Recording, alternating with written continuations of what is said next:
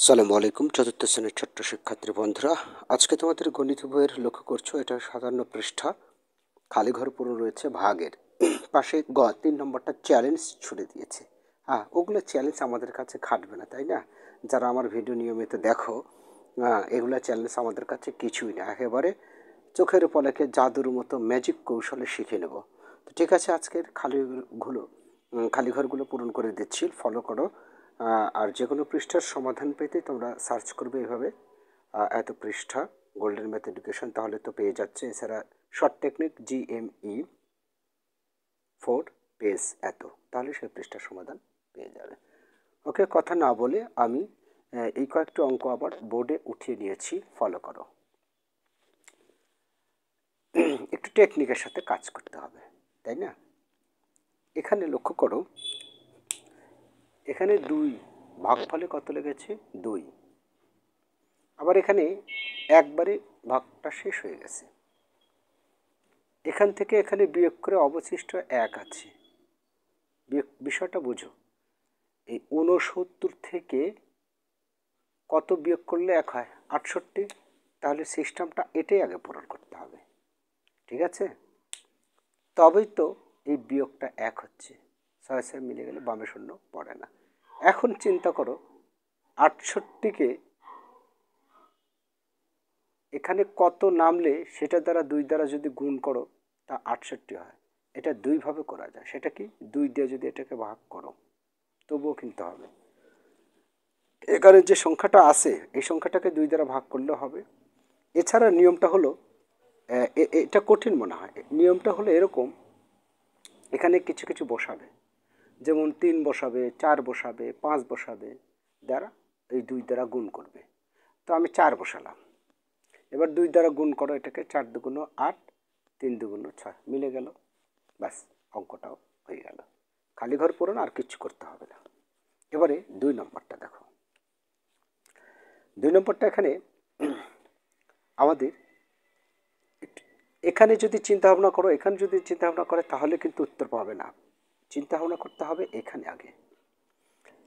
4 থেকে কত বাদ দিলে, মানে এখানে কত থেকে 4 বাদ দিলে 3 হয়, এগুলো আগে একটু টেকনিকের সাথে কৌশল করে বের করতে হবে।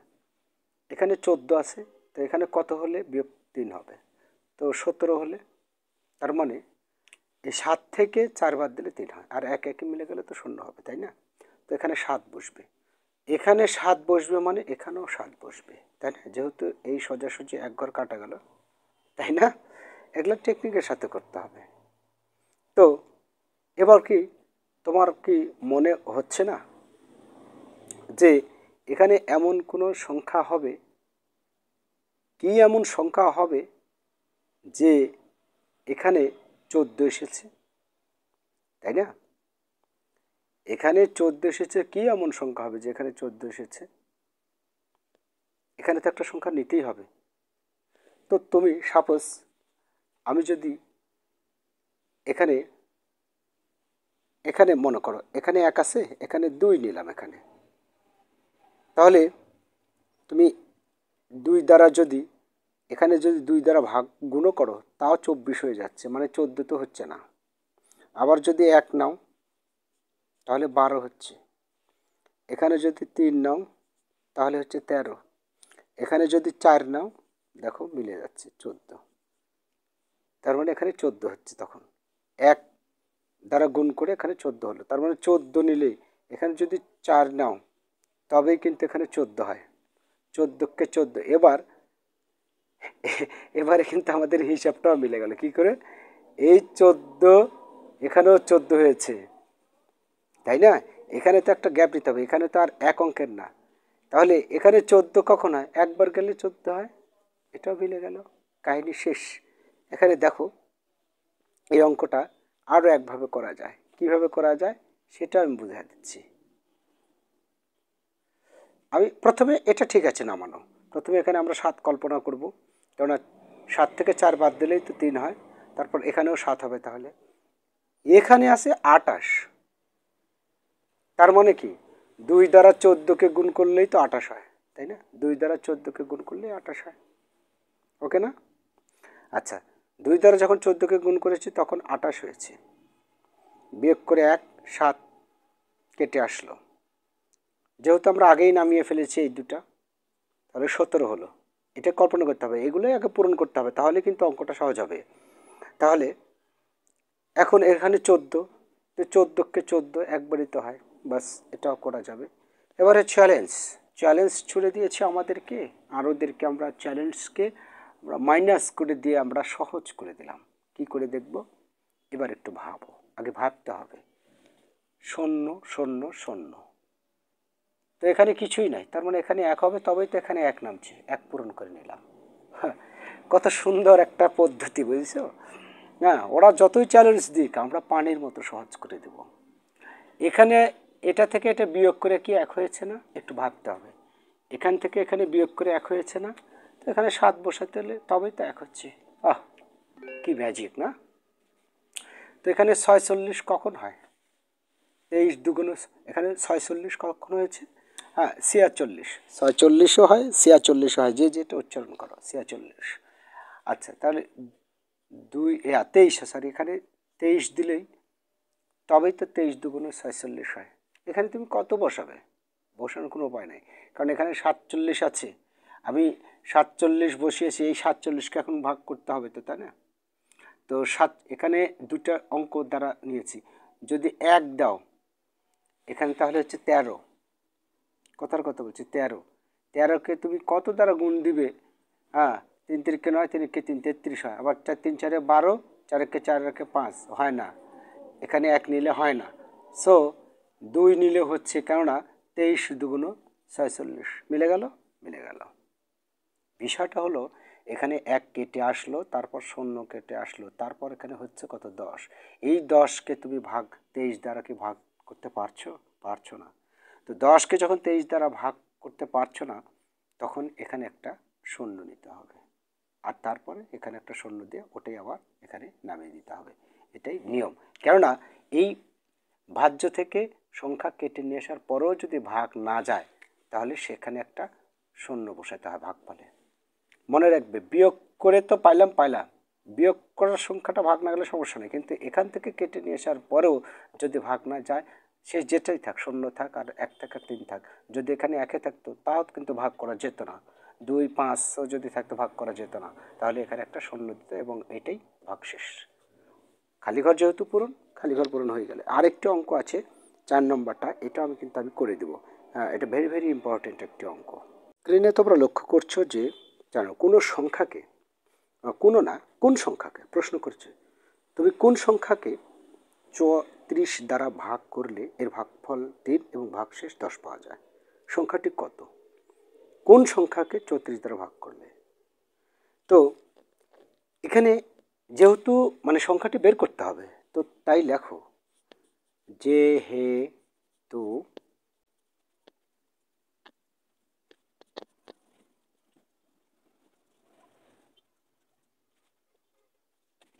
দেখো, যেহেতু সংখ্যাটিকে 34 দিয়ে ভাগ করলে ভাগফল 3 এবং ভাগশেষ 10 পাওয়া যায়।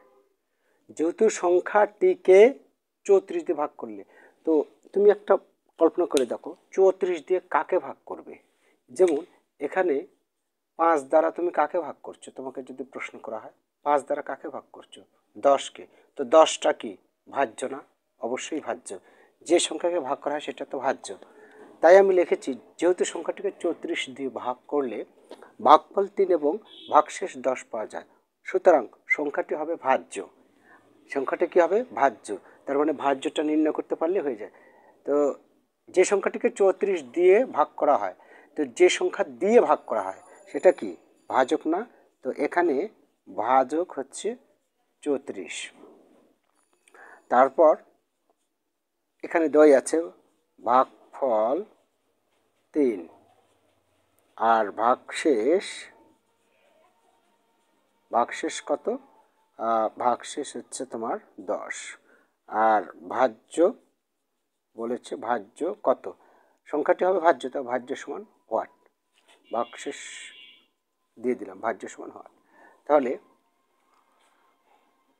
অতএব কিচ্ছু লেখা লাগবে না, আমরা জানি লিখতে পারো। আচ্ছা লিখে দিই, ভালো হবে তাহলে। আমরা জানি ভাজ্য সমান, এই জিনিসটা সুন্দর করে এক লাইনে লিখবে তোমরা। ভাজ্য সমান এখানে লিখবে ভাজক, অবশ্যই সূত্র আমি গত দিনের ক্লাসে শিখিয়েছি, আগের ভিডিওটা দেখে নিবে অবশ্যই। ভাজক গুণ ভাগফল, এগুলা ম্যাজিক শিখিয়েছি আমি, কিভাবে সূত্রগুলো মনে রাখতে হয়। ভাজক গুণ ভাগফল যোগ ভাগশেষ, এই সূত্রগুলা কিভাবে মনে রাখতে হয় তার কিন্তু একটা ম্যাজিক কৌশল আমি শিখিয়েছি এর আগের ভিডিওতে। একেবারে চ্যানেলের ভিতরে ভিডিওসের মধ্যে চলে যাও, তাহলে পেয়ে যাবে আমার ভিডিওগুলো, ঠিক আছে? সব ক্লাসের ভিডিও আছে, বেছে বেছে নিবে, অথবা পৃষ্ঠা উল্লেখ করে গোল্ডেন ম্যাথ এডুকেশন লিখবে, তাহলেই হবে। আচ্ছা, এখানে ভাজক কত? ভাজক হচ্ছে 34, গুণ ভাগফল কত? 3, যোগ ভাগশেষ কত? 10। 3 দ্বারা 4কে গুণ করো, 3 4 12, 2, 3 1 3 3 9 আর 10, যোগ 10, তার মানে 112। ভাজ্য সমান 112।